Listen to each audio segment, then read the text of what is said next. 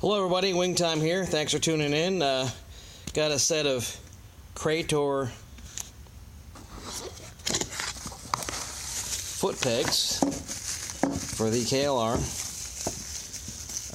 Got them on Amazon for, I don't know, $24 with shipping, prime shipping, so $24. And I got a set of the Moose Racing foot peg springs. Made in the USA. Been reading about a bunch of these foot pegs being installed on KLRs. A lot cheaper some of the other options that are out there, some of which are $100. I don't know, I guess obviously you get what you pay for, but yeah, it's nice and beefy. You know, the casting seems pretty solid. It is magnet here, steel, not stainless or anything like that. Initial impression is pretty good. This one here is missing a little bit on one of the little teeth, but you know, I don't think it's gonna matter. Nice and wide. Should be a little more comfortable to stand on, and obviously offer considerably more grip than the factory rubber street style pegs, which you know actually are comfortable going down the road. But gonna install these real quick. I'm not sure how the fit is, but there's a little E clip or C clip, whatever you want to call it here, holding the pin in there. Just pop that off, get the old ones off. Should be pretty straightforward. So let's get to it. Okay, so got a pair of needle nose pliers here and flathead screwdriver. Should be able to just get in here, and here we go. Just get inside that clip there and maybe pop it out. Well, maybe not, because it's gonna spin on me, I guess. I'm gonna get it off with a pair of the pliers. These things are, just bear with this shakiness here. Is kind of doing this one-handed. Yeah, so it keeps spinning on me. Oh. And gotta be careful when you do that, and then it goes flying across the room. But got lucky. There it is. Pop the pin out of here.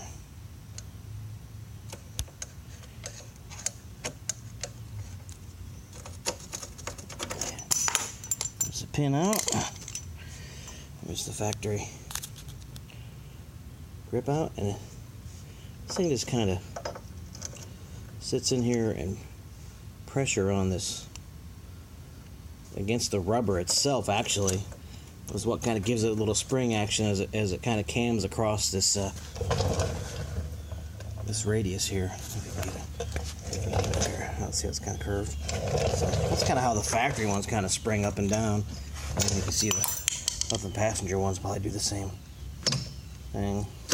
It's actually the rubber that's the spring. Of course, they don't really pop back into place. So let's try and see how the aftermarket ones here fit.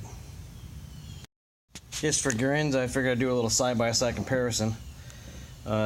See how, I'll put it on the edge there. So you can see how the length and the width, obviously these are quite a bit wider, so it's going to be a little more comfortable when you stand, a little more area across your boot. Length is very similar, obviously much more grippy. That's such a word, grippy. We'll see. I'm not sure if I got the left or right one here. I guess that's probably going to be the left one. Yeah, that's the one we want. So, I think so. Let's put it on there and give it a try. Well, initially I thought it was going to be a real tight fit going in there, but it's snug.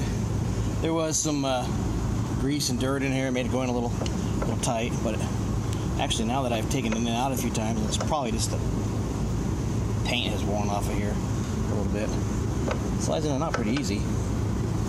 And looks like the pinholes will line right up. I don't know if the pin fits or not. I haven't tried it through the actual, oh, damn, okay. Well, I read online you had to do some filing and some other stuff, sometimes the pin don't fit, but probably just some variations in the rough casting, but this one seems to fit right in there great. I don't have the spring in there yet, but hey, you know, so far looks pretty good. Get the spring in there. I don't even have to file this thing. It moves pretty good. So I'll try fitting it with the spring and the return spring. Otherwise, it'll just stay like that, right? When you hit something, put it all together. So okay, there it is installed. Really went on like butter. Put a little tri-flow on there for lube. Pin clips in there. Pushes against it. Got the E clip or C clip back on there. I call them E clips. Look like an E. And man, that's nice. I don't know how tough they are. I mean, it's made out of steel. I don't think it's gonna break. You know, I should measure, see if there's any difference in the height.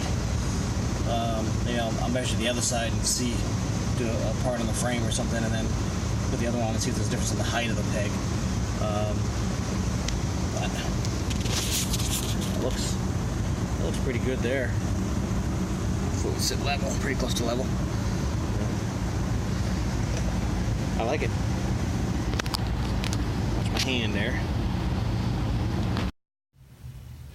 Okay, so here we go. We have the left side foot peg on, the Krator, spelled with a K, I guess that's how I pronounce it. Foot pegs, Amazon. I think they have them on eBay and so forth too, but and with the Moose Racing return spring on there. And before I removed the factory one, I took a measurement from the top of the foot peg, and I was trying to find something that was straight up, and actually the best thing I found was the bottom of the tank. Now I know the tank may not sit there perfectly from side to side, so I wasn't really going to go a left side versus right side. Bear with me for a second here. So let's go from the top now. And we're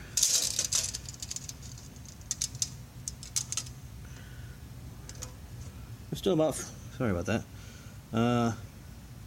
still about 15 to the bottom of the tank, so same height. I did stand on the bike when I had the factory on one side and the Krator on the other side, and definitely less pressure on your arch of your foot when you're standing on it. It definitely spreads your weight out over a bigger area. These, sometimes they're called, you know, shin scrapers and so forth, but you should always be wearing proper boots when you're on one of these things anyway. So it's a little wider. I do have the Tusk longer shifter already on the bike, so it shouldn't be an issue. I had the IMS shifter on here before, which I like this shifter, but in my case, just because of the weird shape, excuse my finger, of the IMS shifter, it would interfere with the mounting bracket of my engine guards, which are Team Alba Racing, which I'm really happy with those. But so there it is, $24 I think it was on Amazon for the foot pegs, and $7.95, $6.95 I think for the Moose Racing springs. I got those from Dennis Kirk. There's probably other places you can get them. They're not on Amazon that I've seen. They used to be, but no one's selling on there anymore. Plus shipping on the springs, but still, what do I do at $35, $40? Call it $40. Yeah, I'm happy with them. We'll see how they hold up long term. I mean, they're steel, but they're start rusting. I'll take off, paint them, bead blast them, no big deal. But I think they got a pretty hefty coating on there. I like the gray. They call them black, but I would say they're not black. Thanks for watching.